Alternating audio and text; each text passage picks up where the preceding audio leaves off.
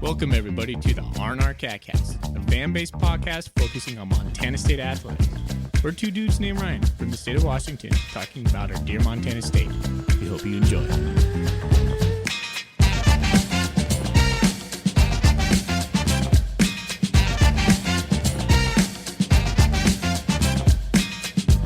All right, welcome back, Bobcat fans. Thanks for joining us on another episode of the R&R After Dark. This is our instant reaction show where we give you the good, the okay, and the bad about the Montana State Bobcats. Montana State took it to Idaho State for homecoming on a Chamber of Commerce type of day. It looked beautiful over there, 37-6. We're going to break that down here in just a moment, and then we're going to go around the Big Sky as well, breaking down the games that happened today. Thorny, how are you, buddy?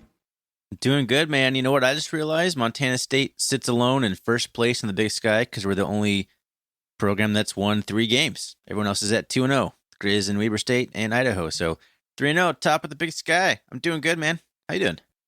Yeah. A lot of teams already had their bye. We still have 2 weeks to go and before we hit our bye. Yep. We play Northern Colorado next week in Greeley, and then we host Weber State, which is going to be a fantastic game. In Bozeman on the 24th, I believe. Absolutely. 29th, 22nd, whatever. I'm not good with dates. That's not my job. Alrighty. Before we get into the Cat game, let's go around the Big Sky. Let's start with the game that's still in progress right now. The Sac State Stingers up 45-7 over the Northern Colorado Bears. That one's in Sacramento. Sac State's looking good, as they have been for a long, stinking time underneath Troy Taylor. Good for them. Yeah, they're running back this year. Scatabo, I think, man, he's good. He's got 18 carries, 124 yards, and a touchdown already. I'm showing that the fourth quarter just started. They're for real, man. They're for real. Keep winning. Yeah, absolutely. Moving on down, a barn burner in Flagstaff. NAU was able to hold off Cal Poly 31-29. I watched the end of that. I believe you did as well. NAU went up 31-29 with a minute and some change left, and Cal Poly drove down, and I believe they turned the ball over on downs, if I remember correctly how it ended. Cal Poly had a chance there at the end. They just couldn't quite get into field goal range is what happened on there. I think they went for it on fourth down. So NAU holding on just by a thread, 2-4, 1-2 in the Big Sky. Cal Poly moves to 1-4, winless in the Big Sky for Bull Baldwin's program still. One of the most notable thing about that game is we played Cal Poly and Northern Arizona in the last 2 weeks before the Cat Grizz game. Both those teams look like they're 1-4. Yeah. They don't look awesome. I'll just put it that way. So I never want to disrespect any opponents, but those could be potential warm-up games before the Cat Grizz, but I'm not going to put the cart before the horse on that. Never know. We'll move on down. Portland State's playing some Lincoln University from California. I have no clue who these people are or why they are even playing them. Anyways, Portland State wins 48-6. I just scratched my head this whole day when I saw that. I was like, man, who are those guys? And why? Why now? I don't get that. It's never good when ESPN doesn't even have a logo or anything for you. And the leading rusher in this game was a player from Lincoln, and his last name is Sengo Bowale. I have no idea how to say his name, but it actually has him listed as athlete. Are you looking on there? It's like athlete, Lincoln, 14 carries, 70 yards. It's a very strange box score to look at, but Portland State takes care of business as you would hope they would against a team that nobody's ever heard of. Right. Okay, moving on. Weber State rolled up Eastern Washington in the second half, 45-21. Eastern looked not good against Weber. Weber looked really good against Eastern. Weber looks tough. Weber looks really good. Bronson Barron looked really good, 16-22 for 237 yards and a touchdown. I mean, they got it rolling down there. I think I may have heard that Josh Davis, their all-conference running back, may have gone down again. That guy just cannot stay healthy. No. But 45-21 in a game that wasn't really as close as even that. I know Weber scored another touchdown late, but Eastern also got their only 7 points in the second half on a scoop and score. Just a complete domination, really, by Weber State in this one. So Weber State looking tough. Glad we got them at home, but that's going to be a real tough game for the Bobcats here in a couple weeks. I've been really impressed with Barron this year. Seems with I think Weber has a new OC that it's just working out really well for them over there. And you have to believe on the opposite end that Eastern is now, out of the playoffs. They are 1-5 and just have had such a brutal schedule. Excuse me, my voice is cracking right now. They've had a pretty brutal schedule, and now they play Sacramento next week on the Inferno. They could go drop to 1-6. That's tough. That's really crazy. tough for Eastern. And then they still have the Grizz on the road after that. So even if they beat Cal Poly, Portland State, and then they have Idaho on the road too. Like, oh man, Eastern's going to have probably the worst record they've had in a good 13 years or something here. They kind of feel a little bit like on par with Portland State to me. I would say that, yeah. Portland State's quarterback is not too bad. So, yeah, that's probably where they are. And I haven't voted in the Big Sky Podcast Power Rankings yet, but Eastern's probably going to be behind Portland State in my rankings. Yeah, I'd say. Okay, let's move on into the Bobcat game. All right. Beautiful game. Second largest crowd at Montana State University. It seems like every week we have that kind of conversation where it's like either the largest crowd we've had or the second largest crowd. And I thought I was getting my chain pulled a little bit. I was like, no, there's got to be like some Cat Grizz games that eclipse this. But it seems that the growth of Bozeman is starting to fill up the stadium a little bit. I don't know. Maybe Montana State's at a point where they could be expanding a little bit. Well, it's also some sustained success. We haven't really had much sustained success. We've had like bursts of playoff success and then followed up by like a 6-5 season. The Bobcats haven't had very many losing seasons, but now we've, made the playoffs. What last year was the fourth year in a row, right? Or maybe it was the third year in a row. I mean, we're almost guaranteed to make the playoffs this year. I mean, things are rolling right now in Bozeman. People are coming out and supporting the team, and I mean, it's an exciting time to be a Bobcat. Certainly is. Let's start off with the good. What's good for you, Thorny? I mean, we'll just kind of stick on the overall theme right now. The 16th straight home win for the Bobcats, tying it was like a late 50s, 1958, 59 Bobcats, somewhere in that range. But impressive home streak that the Bobcats have had now under two different head coaches. You got to love that. That's definitely my good category. Absolutely. I'm going to go with 6 turnovers. Montana State forced 6 turnovers. One at the very end that was literally like the last play of the game. Yes. So really 5, but it still counts. It still counts. 6 turnovers. 2 takeaways in the first half really turned the tide for the Bobcats. That swung the momentum from that really touchdown drive from ISU. Well done, boys. Well done. In my good category, I'm also going to put just Sean Chambers. Once again, looked confident, looked like he was in command and control of the offense.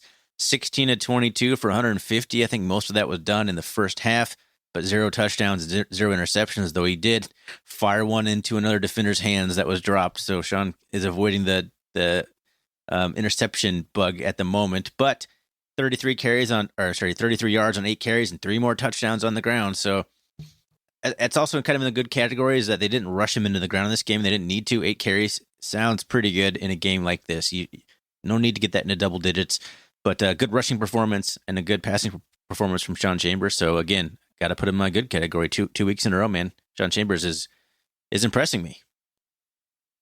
Yeah, I can't wait to talk about that guy on Monday. That's going to be an in-depth conversation. Yes, sir. It's a good problem to have, though. He is Mr. Touchdown. I mean, Troy's sitting there at 21. He has, 15 right now? Sean has 15. Is that true? Is it 15? Oh, yes. Sorry, I muted myself. Yeah, I believe so. Okay. Yeah, all that guy does is score touchdowns. All right. Another good. Montana State had 31 first downs. It's very rare that we eclipse the 30 mark on the first downs. ISU had 13. All right. We had 40 minutes of the total possession, and they had 20. So if you hit 40, you have dominated. Yeah, just this stat. This is going to be something we'll talk about, but we had quite a few sustained drives. I thought just like clock eating 5, 6, 7 minute sustained drives. Nice job, Bob. Something for ourselves as a little note to research for Monday. How many 3-and-outs did we have in this game? I don't feel like it was very many. So let's look into that for our Monday stat breakdown, because that could be a good talking point. Yeah, that's a good one. I'm also just happy that there's no injuries that I can recall from this game. It came out healthy, and we even got Lane Sumner back. So I'm going to kind of lump those together. Injuries, and then a guy coming back, Lane Sumner, 15 carries for 100 yards, leading rusher, right back from injury. He looked explosive. He looked good out there. He looked strong. Looks like he did when we last saw him in the McNeese State game. So good having Lane Sumner back, and good to get out of this without any major injuries. I'm going to piggyback on you. I'm going to go Elijah Elliott. I've been just super impressed with Elliott in the role he's had to play this last couple of weeks. He didn't have quite the yards Sumner did. He had 16 carries for 68 yards.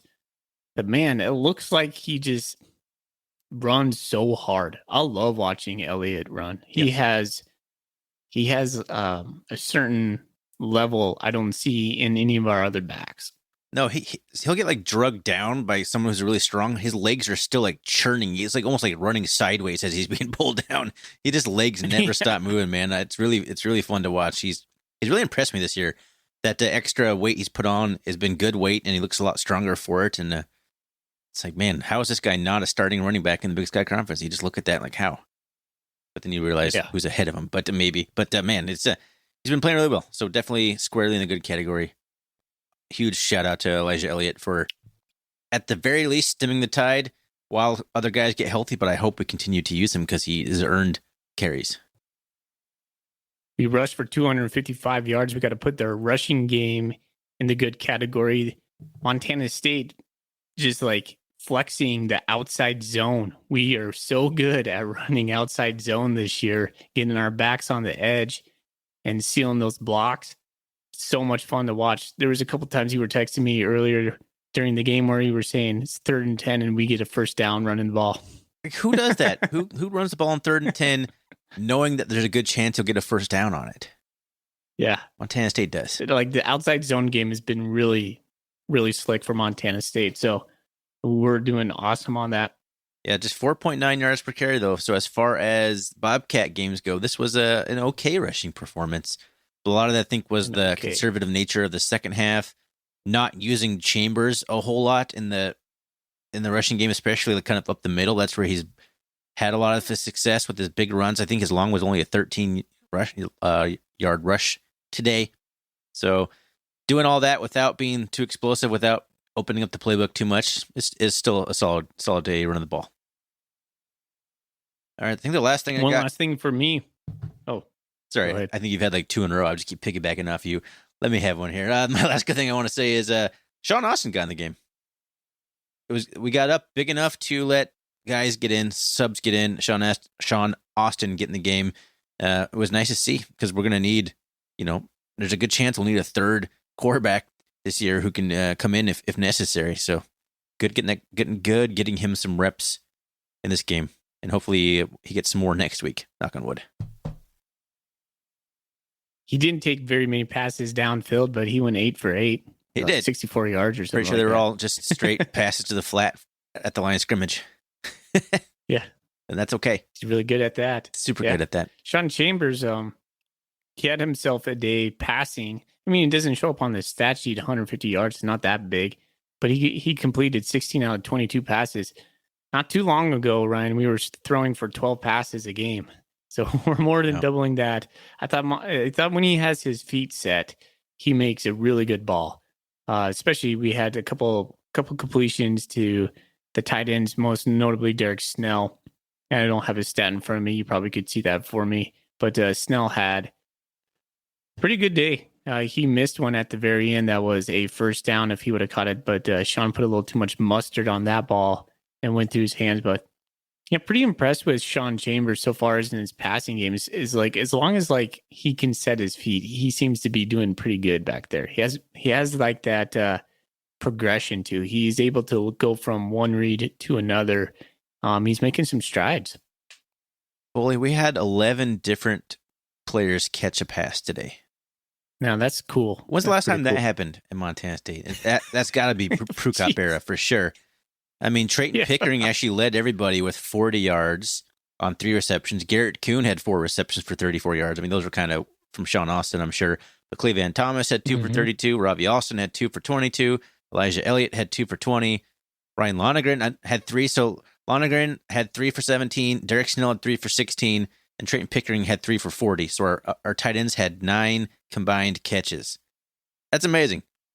We've been harping on that for years, throw to the tight ends. And Vegan knows it because he's like, maybe they'll get some guys off my back who keep saying that we should throw to the tight ends. He said that a few weeks ago. Oh my gosh. Yeah, just good spreading the ball around. That was really good to see. I think that's what Sean Chambers does well, I think, compared to maybe Tommy Millott. And we'll get into that more on Monday. He's just able to kind of go through his reads a little bit better, find the next check down option. I think he does a better job of that. He just sees the game a little bit better and it's slowed down for him a little bit, like you said post game last week. Right on. Okay. Anything else in the good?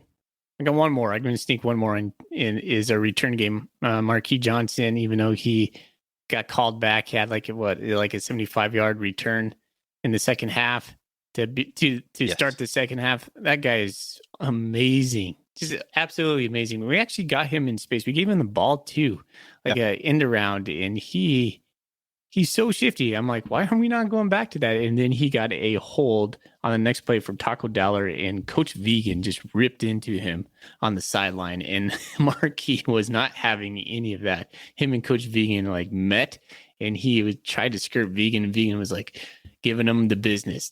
It was kind of awkward looking, actually, for Mr. Johnson. Vegan was fired up a couple times today. Like, I've never seen him so animated. He was getting after the refs. He was getting after his players. He was fired up today. I don't know what happened, but he was a fiery Vegan today. Yeah, which not bad to see. I'm honestly. a big fan of Marquee. Yeah, I'm a big fan of Marquee Johnson. Yeah, he's electric in the return game. Best return guy we've had in some time. Moving on to the OK. I'll put just the defense in here. I know we had 6 turnovers, but Idaho State was still moving the ball around. I don't like the defensive strategy of giving up yards and hoping we get a turnover. Like, that's just not a sustainable championship level strategy. It worked out today quite well because obviously every time the ISU got anything going, they turn the ball over. But I don't know. There's still, the first drive was just easy peasy. Idaho State touchdown, wide open, passing down the sideline, blown assignments. Like, it's just stuff that kind of continues to show up. But I can't put them in the bad category. So, they're still firmly in that middle of the road area in my OK section. They're going to have to be better. But today, yeah, just okay. Still have that soft middle that's open pretty regularly. Yes. Our linebackers can't fit it, and sometimes our communication, I would think it must be a communication thing because we seem to be out of place quite often. Jeff Manning played a little bit better today. I thought he was more physical than I've seen Absolutely. him. I'm happy he finally guys. got his interception. Yeah, finally got his interception, but then he put his knee down. So even when he gets his interception, he still makes a mistake. Jeez. Come on, Jeff. Oh, easy. Yeah. There's 2 guys on the team that just kind of give me a little bit big on. It's Jeff Manning and Stones Glessner. Come on. All right. I'm going to step back there for a moment. Okay. 3 points in the second half. I got roasted on this on Bobcat Nation today. I kind of posted on this. I wasn't happy with 3 points in the second half. I totally get, guys, that we were taking our foot off the gas. You don't need to point that out to me, obviously. But we need more than 3 points in the second half. We should have had 14 alone in the second quarter or in the third quarter. That game, we should have had 50-some points in this game. It's not acceptable. We need more. I want more points. We need more points. Put the foot on the gas there. Finish him off. Yeah, the game was in hand. I believe. It was over at halftime. Even as conservative as we still have the starters in. I still expect, no matter what play calling they're doing, we can score some points. So it was a little disappointing. I wouldn't put in the bad category by any stretch, but yeah, I feel like we could have come out with that with more than 3 points.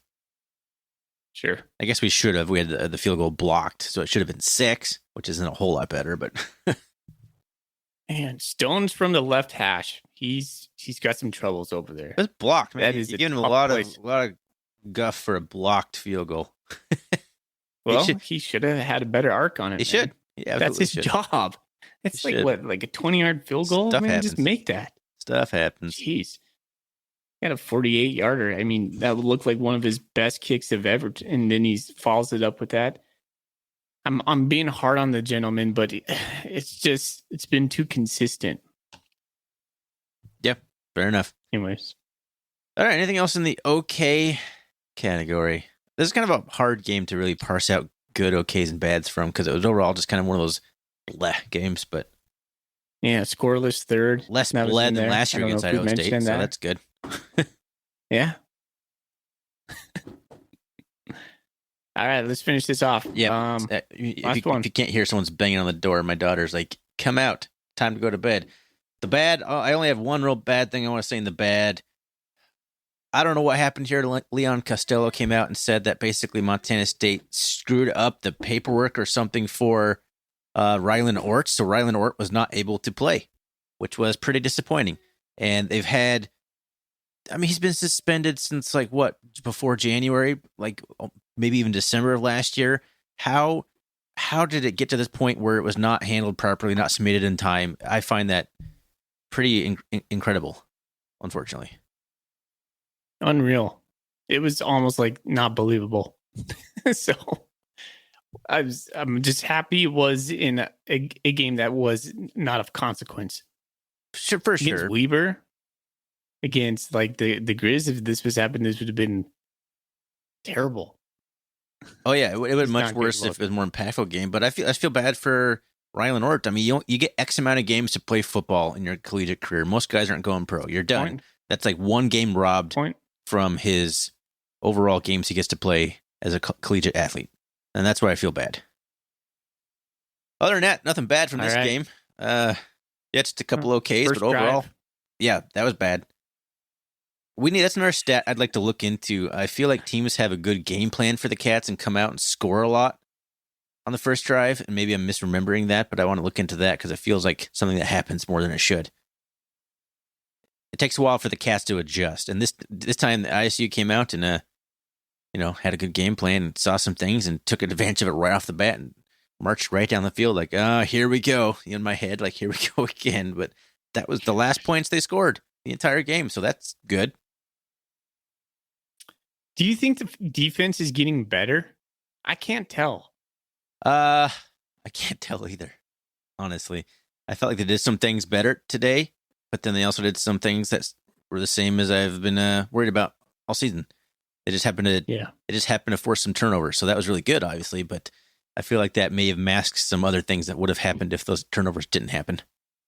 But they forced them. Like, those were all earned turnovers, as far as I'm concerned. Yeah. All right. Anything else you want to say before we get out of here? No, I'm good. Good win on homecoming. Good win for the Bobcats, moving to 3-0 in the Big Sky Conference. We got Northern Colorado coming up next week. We got our full episode recap dropping on either Tuesday night or Wednesday whenever I get done editing it. Submit your Golden Coolie questions for that episode. We're recording on Monday, so make sure that you get it to us by then. You can always find us on Twitter, RRCatcast. Find us on the web, rrcatcast.com. And fully, go Cats. Go Cats.